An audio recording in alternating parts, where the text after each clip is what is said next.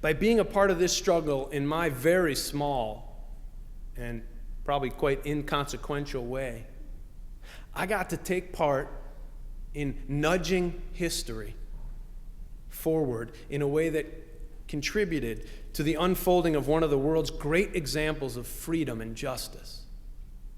I realized that it may just as well have happened without me and my participation. So my involvement may not have made a big difference in South Africa, but it certainly has made a big difference in me and who I am, and my hope for the possibility of social change.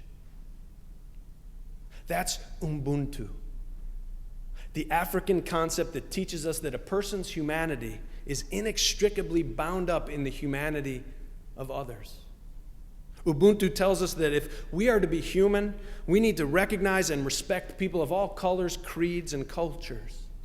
And in that sense, Ubuntu is an African form of universalism.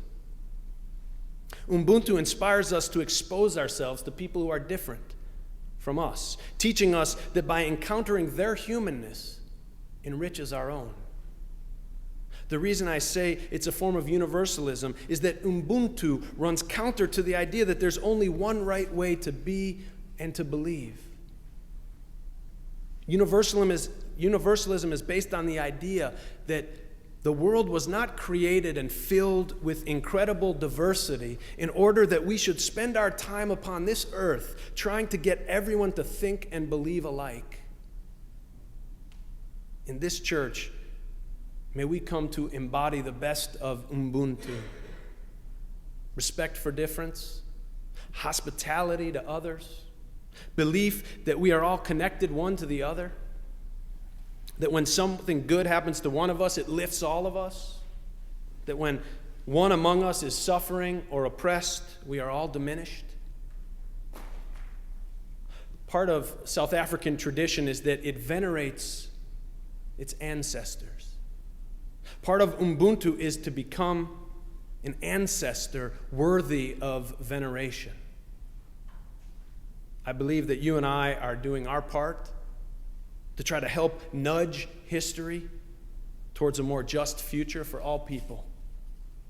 And I believe we do so in part as we work with New Dimensions, Church, and others to become a more diverse congregation. So I'll end with these words from Bishop Desmond Tutu, who said, "At home in South Africa, I have sometimes said in a big meeting, when you have black and white together, raise your hands. Then I've said, move your hands. And I've said, look at your hands. Different colors representing different people. You are the rainbow people of God. And you remember, the rainbow in the Bible is a sign of peace. The rainbow is a sign of prosperity. We want peace and prosperity and justice. And we can have it when all the people of God, the rainbow people of God, work together. May it be so. Amen."